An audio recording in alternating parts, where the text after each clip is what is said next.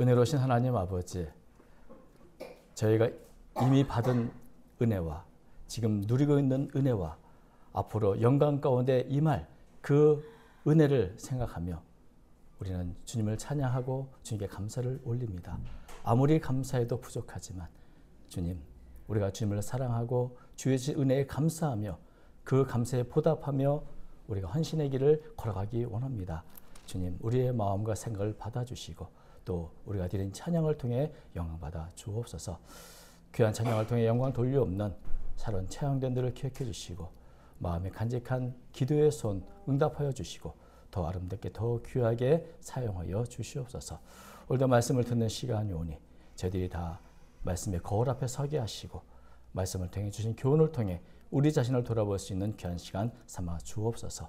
심히 부족한 종을 긍휼히 여기사 사용하여 주옵소서. 우리 주 예수님의 이름으로 기도드리옵나이다. 아멘. 예. 우리가 속담을 보면 옛 어른들의 그 참 지혜가 있는 그런 구절을 발견할 때가 있습니다. 혹시 이런 속담 들어보셨습니까? 원수는 물에 새기고 은혜는 돌에 새겨야 된다. 잘 모르시는 것 같죠? 예? 속담이라고 저는 알고, 아니 격언입니까? 속담이라고 생각합니다. 원수는 흐르는 물에 새기고 은혜는 바위에 새겨라. 여러 가지 버전이 있는데 비슷한 이야기가 있습니다. 그래서 내가 원한 증거, 그것은 어디에? 흐르는 물에 새겨서 세월 따라 다 잊어버리고 다 없애버려라. 그런 얘기고, 또 고마운 거, 은혜 받은 것이 있으면 그것을 내가 잊지 않도록 내 마음의 돌, 내 마음의 바위에 잘 새겨 놓는 것이 이게 참 올바른 모습이죠. 근데 우리는 되게 거꾸로 합니다. 원하는 내 가슴 깊이 새겨놔서 되새기고 감사한 일, 고마운 일은 금세 다 세월 따라 잊어버리는, 그게 우리의 자신의 연약한 모습이죠. 그래서 추수감사절을 통해서 참 내가 감사할 게 무언가, 내가 잊었던 감사는 없는가를 좀 다시 생각하면 좋겠다 하는 생각을 하게 됩니다. 사실 작년에도 제가 까맣게 잊었던 한 분이 기억이 나서 일부러 연락을 했고, 이번에도 또 한 분을 이렇게 좀 많이 하면 좋겠지만 그래도 한 번씩이라도 생각이 나서 연락을 하고 있습니다. 그런데 이번 주간 그래서 참 우리가 감사를 회복하는 그런 시간이 됐으면 좋겠다는 생각이 듭니다. 오늘 본문 말씀은 참 우리가 이 감사절 지낼 때마다 감사에 대한 설교를 하는 입장에서는 이번 주는 또 어느 본문을 해야 되나 하는 고민이 있기 마련인데, 새롭게 발견한 감사의 또 충만한 구절입니다. 15절과 17절은 골로새서 3장 전체가 그리스도인이 어떻게 살아야 되는가, 위의 것을 찾으며 살아가는 그런 본문인데, 그 가운데 성도의 특징, 성도는 어떤 존재인가? 감사의 사람이라는 겁니다. 왜? 성도는 감사할 수밖에 없는 그런 은혜를 받은 사람들, 그리스도를 통해서 그 은혜를 받은 사람이기 때문에 감사할 수밖에 없다. 오늘 이 15절부터 17절 보면 우리 본문에는 전부 감사라는 단어가 9절마다 하나씩 있죠. 새롭게 발견한 모습입니다. 그런데 이 감사가 누구와 연결되는가? 다 구원의 은혜를 주신 예수님과 연결되어 있습니다. 첫 번째 보면은 15절 보시죠. 그리스도의 평강이 너희 마음을 주장하게 하라. 너희는 평강을 위하여 한 몸으로 부르심을 받았나니 너희는 또한 감사하는 자가 되라. 그리스도의 평강이 어떤 평강입니까? 예수님께서 십자가의 대가를 치루어서 우리에게 주신 평강입니다. 우리가 예수님이 아니면 하나님과 원수된 상태이기 때문에 심판을 받아야 되고 멸망에 빠질 수밖에 없지만, 예수님의 피로 인해서 죄가 다 사함받고 이제는 하나님과 화평한 관계가 되어서 하나님의 은혜와 축복을 마음껏 받는 그런 존재가 됐다. 이 그리스도의 평강은 성도만이 누릴 수 있는 그런 특권입니다. 사람은 누구나 자신의 죄 문제가 있습니다. 크든지 작든지. 우리가 살아온 가운데 죄 없이 사는 사람은 아무도 없는데, 이 죄 문제가 해결돼야 진정한 마음의 평강, 평화를 누릴 수 있습니다. 내가 잘못한 일도 있고 나에게 원수 준 일이 있다면 서로 그것 때문에 관계가 불편하고, 이 죄 문제가 해결되지 않으면 늘 양심의 가책도 있고 죄책감도 있고 평강을 누릴 수 없습니다. 우리가 간혹 살인사건, 네, 연쇄살인범 이렇게 잡으면 잡히고 나니까 마음이 편하다 하는 이야기를 간혹 듣는데 왜 그럴까요? 아무도 몰라도 자기 자신은 나름 양심의 가책이나 죄책감에 시달렸다는 그런 얘기겠죠. 다른 사람은 몰라도 내 양심이 나를 찌르고 사탄은 끊임없이 내 속에서 죄를 깨닫게 하고 지적하고 고소하기 때문에 죄 문제가 해결되지 않으면 그 누구도 평강을 누릴 수 없습니다. 그런데 우리는 바로 이 문제 해결돼서 그리스도의 평강을 누릴 수 있는 사람이라는 것이죠. 그 평강을 날마다 어떻게 하라고요? 우리의 마음을 주장하게 하라. 이제는 과거가 아니라 예수 그리스도의 그 십자가 보혈해 주시는 그 평강을 늘 충만하게 누려 살라는 것이죠. 그래서 그리스도의 평강이 있기 때문에 성도는 어느 자리, 어느 곳, 어떤 환경에 있을지라도 나도 모르고 세상도 모르는 그런 평안을 누릴 수 있습니다. 그런 존재이죠. 그리스도의 평강이 내 마음을 지배하는 것은 바로 하나님의 나라를 경험하는 것입니다. 그래서 이런 평강을 누릴 때마다 이 은혜를 주신 하나님, 또 그리스도를 통해 주신 은혜를 때문에 감사한 자가 되야 된다. 우리가 죄인일 때는, 주님을 알지 못할 때는 감사를 잘 몰랐습니다. 곡식과 추수를 하면 내가 열심히 일해서 이렇게 좋은 열매를 얻었구나 생각하지, 하나님이 바람도 보내주시고 물도 때를 따라서 비를 내려주셔서 이렇게 잤다 생각하지 못하지만, 우리 하나님을 믿는 사람들, 우리의 모든 것이 다 하나님의 보살핌 속에서 이루어진 거라 고백하면서 감사를 알게 됩니다. 죄인일 땐 몰랐던 감사를 죄 문제가 해결되고 평강을 누리면서 우리는 이제는 감사하는 자가 되죠. 이게 성도는 누군가? 감사하는 사람입니다. 그리스도의 평강과 감사는 아주 밀접하게 연결되어 있어서 평강을 누리기 때문에 감사하고, 감사하기 때문에 감사하면 할수록 내 마음에 평강이 찾아오고, 그러니까 우리가 여러분 마음에 평안이 없으면 감사를 회복하십시오. 그리스도의 평강이 우리의 마음을 주장하게 하십시오. 필요합니다. 두 번째는 그리스도의 말씀. 10절 이렇게 되어 있습니다. 그리스도의 말씀이 너희 속에 풍성히 거하여 모든 지혜로 피차 가르치며 권면하고 시와 찬송과 신령한 노래를 부르며 감사하는 마음으로 하나님을 찬양하고.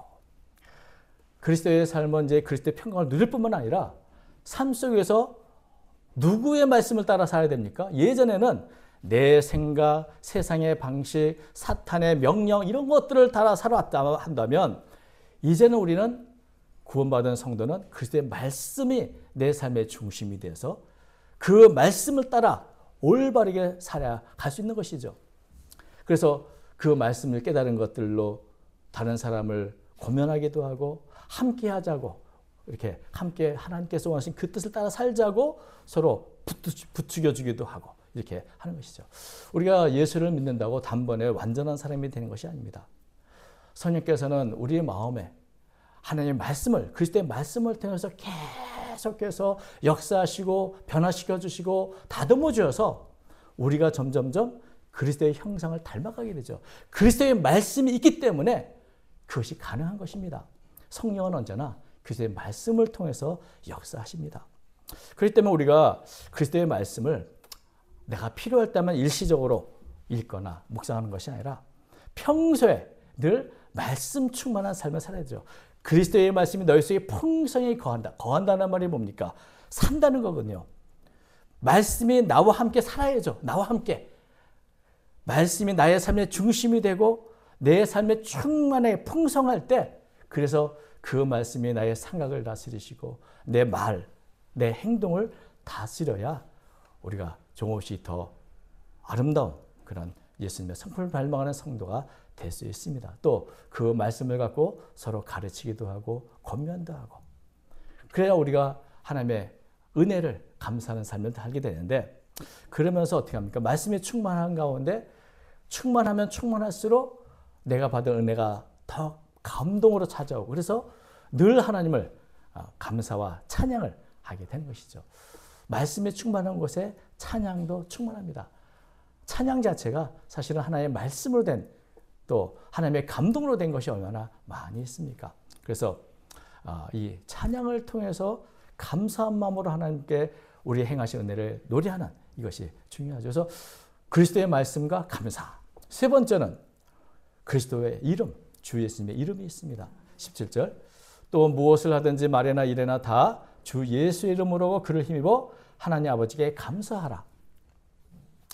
성도의 모든 삶은 예수님의 이름과 아주 밀접하게 연결되어 있습니다. 우리의 존재는 내가 단독으로 존재한 것이 아니라 예수님을 통해서 이루어진 은혜로 충만하기 때문에 예수님과 나는 아주 밀접하게 연결되어 있습니다. 그래서 우리가 사는 게 이제는 내가 사는 것이 아니고 예수님께서 내 안에 사는 것이고 이제는 내 이름이 아니라 예수님의 이름으로 살게 되는 것입니다.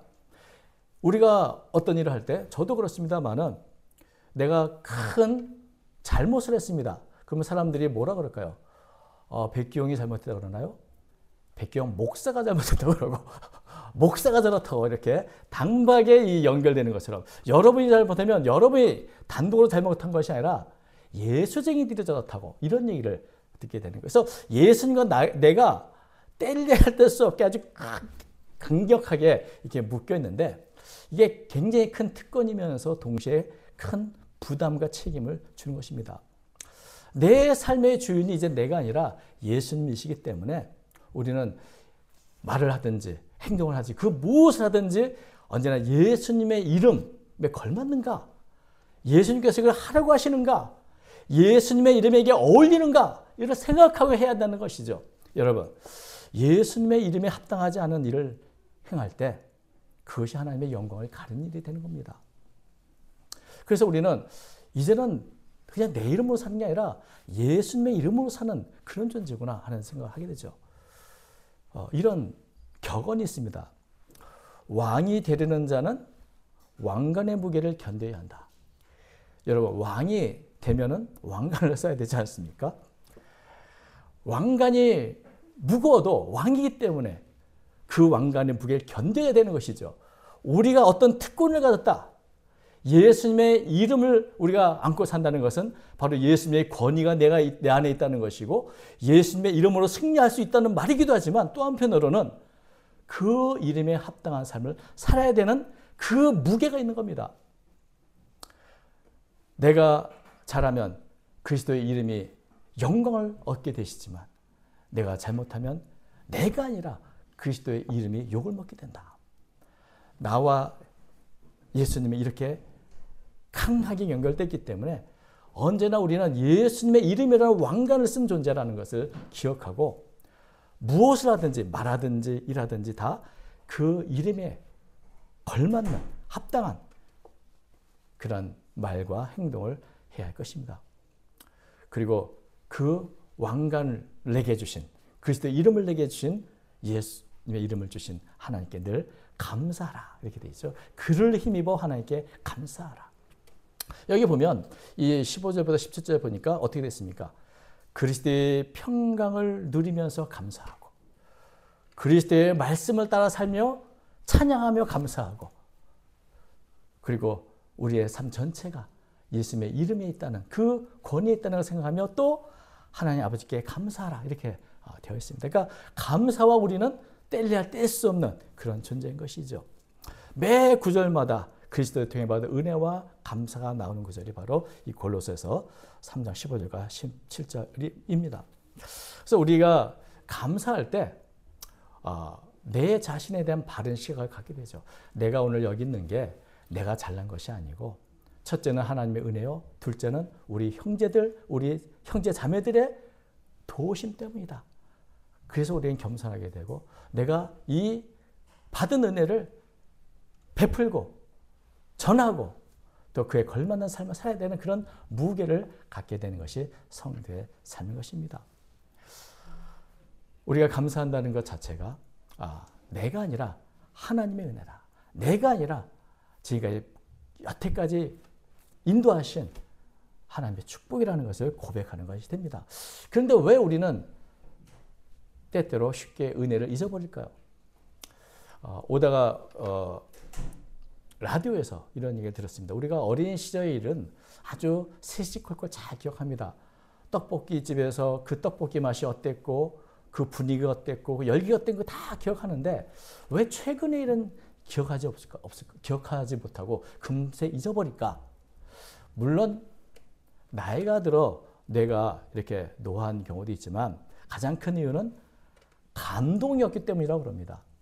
어린 시절에는 작은 일에도 감동합니다. 떡볶이 먹으면서 감동하고 아주 친구들과 어디 놀러 가도 감동해서 그래서 잊지 못하는 것인데 나이가 들면 감동이 사라져요. 다 그게 그거지 뭐. 다 그러다 보니 감동이 내 안에 있으면 내가 잊지 못하는 정말 바위에 새긴 것이 되지만 내 마음에 감동이 없으면 마음에 새겨지지 않고 그냥 지나가는 겁니다. 그래서 아무것도 기억이 안 난다.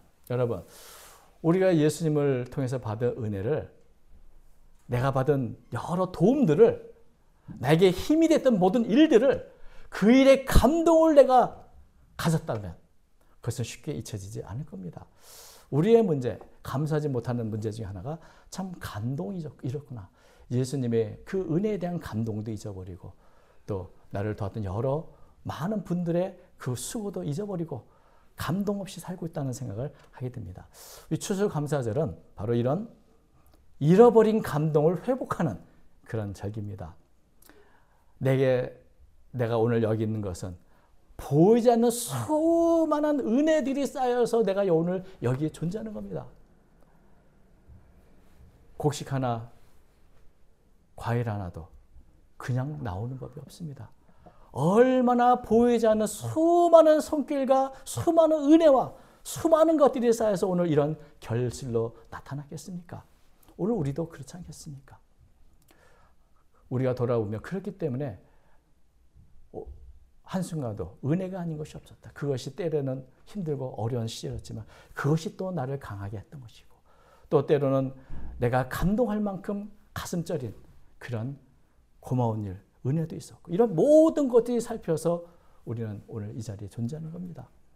무엇보다 그리스도께서 내게 주신 은혜, 그리스도의 평강, 그리스도의 말씀, 그리스도의 이름으로 살아가는 우리가 감사를 잊어서는 안 되겠죠. 우리 모든 성도들이 그리스도를 통해 받은 은혜의 감동을 갖고 마음에 새기고 늘 기억할 때 우리 입에는 찬양의 감사의 말이 끊임없이 나오게 될 줄로 믿습니다. 이런 충만한 감사로 하나님께 영광 돌리는 저와 여러분 되시기를 주의 이름으로 축원드립니다. 기도하겠습니다. 거룩하신 하나님 아버지, 우리에게 베푸신 그 은혜가 얼마나 값진 것인지 그 가치를 잃어버렸고 감동을 잊어버렸습니다. 다시 한번 우리에게 은혜로 인한 감동을 회복시켜 주시고 늘 감사가 충만한 삶을 살아가도록 이끌어 주옵소서. 그리스도의 평강이 우리의 마음을 주관하게 하여 주시고 그리스도의 말씀을 따라 살아가는 가운데 늘 찬양의 끈이 않도록 인도해 주시오며 말을 하든지 일을 하든지 모든 일에 주 예수의 이름으로 하여 주께 영광 돌리는 저희들의 삶이 되도록 복내려 주시옵소서. 함께 주님을 싸우며 모든 것을 우리 주 예수님의 이름으로 간절히 기도 올리옵나이다. 아멘. 예.